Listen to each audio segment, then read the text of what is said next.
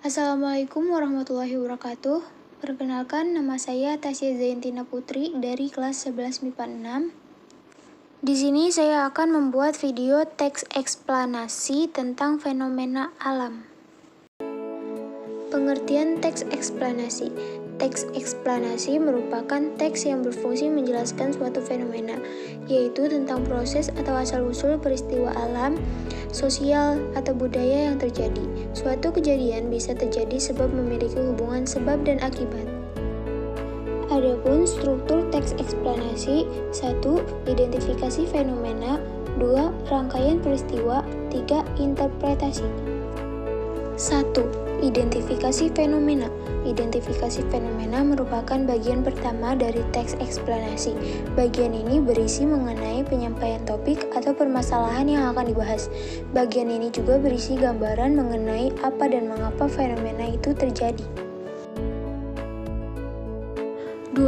Rangkaian peristiwa. Struktur inti dalam teks eksplanasi adalah rangkaian kejadian. Setelah mengetahui secara umum fenomena yang akan dibahas, pada bagian ini dijelaskan tentang penyebab dan akibat yang ditimbulkan dari fenomena tersebut.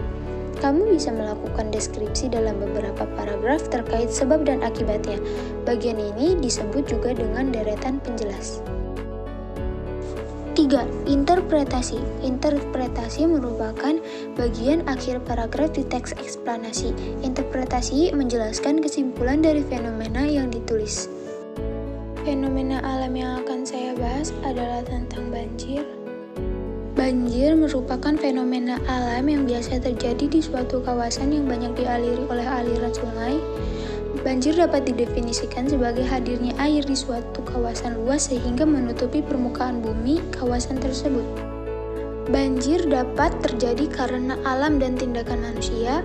Penyebab alami banjir adalah erosi dan sedimentasi, curah hujan yang tinggi, hujan yang turut tidak berhenti.